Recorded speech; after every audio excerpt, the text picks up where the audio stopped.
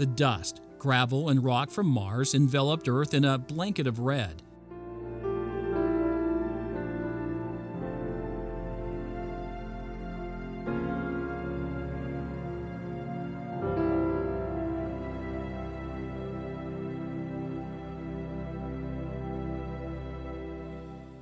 It was at this time that the Red Sea received its name.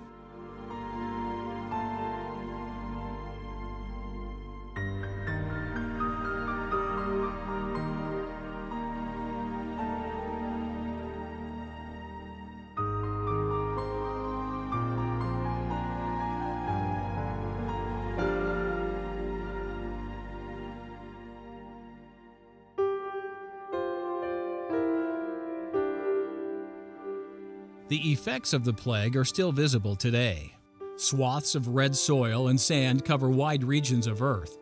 Each are directly and visibly connected with regions of electrical scarring. The Four Corners area of the western United States is a prime example. The area has numerous national parks and natural monuments characterized by electrical scarring in red earth.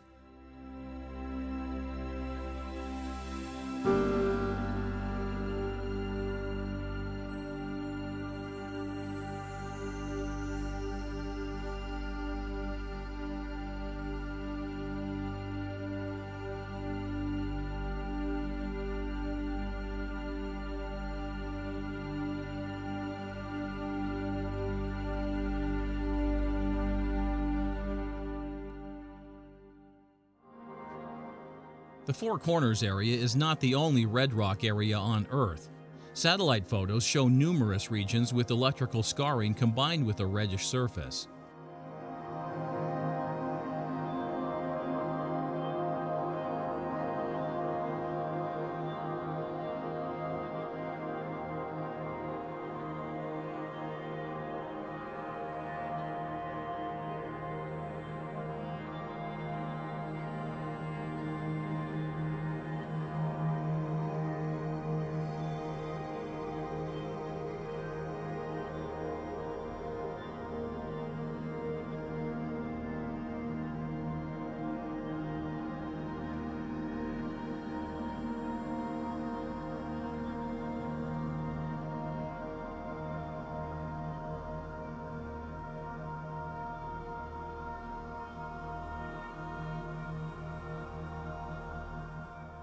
Ancient Egypt, including modern Egypt and portions of modern Sudan and Libya, also exhibits a ruddy surface, which would be expected given the biblical account of the plague of blood falling upon the whole nation.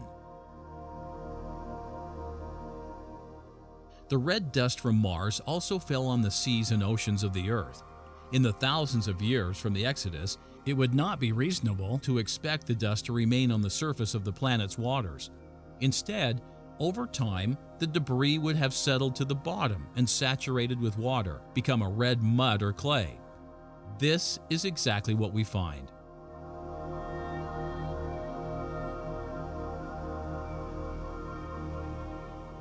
Deposits of clay-colored red or brown cover a large portion of the world's ocean floors.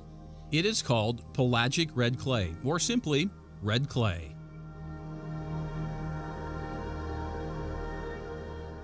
Red clay deposits are quite extensive and cover approximately 55 million square miles, or about 1/3 of the Earth's ocean floor.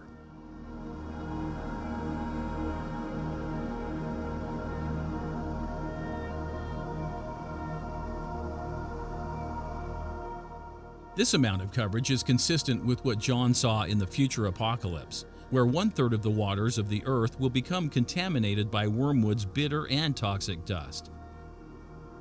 Red clay is not confined to ocean floors. Much of Texas and Oklahoma, for example, are covered with red clay. Georgia is famous for its red clay.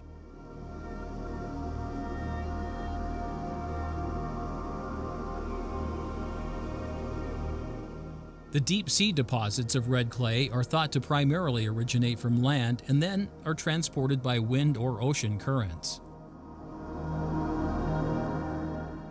Secondary sources for the clay are volcanoes and meteoric or cosmic dust.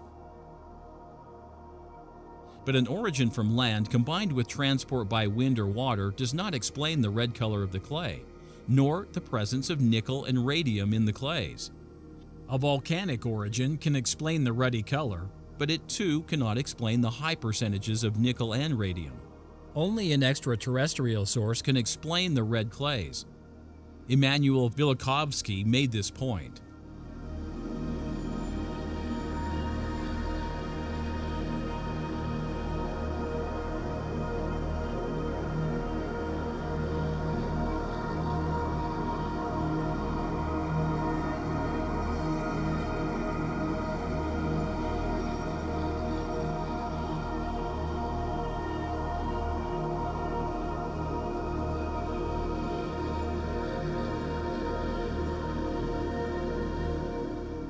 But there is a problem attributing the origin of the red dust to meteoric dust.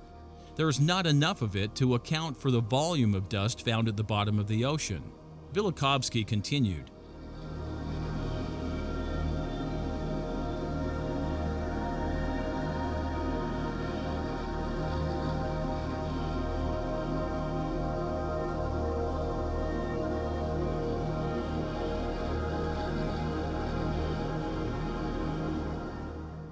Technologies for estimating the accretion of meteoric dust have changed since Velikovsky's time, as have estimates. But in the end, scientists really don't know how much of the material falls to Earth on a daily basis.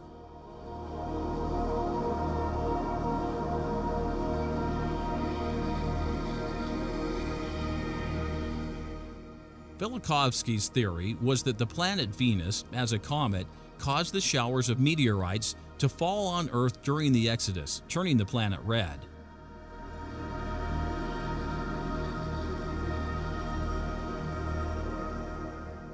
But Venus, as a planetary source for the meteorites and meteoric dust, does not make sense. Neither the planet or its soil is red. The only red planet in the solar system is Mars, and as recent surveys have discovered, the planet is red due to a vast blanket of ferrous dust.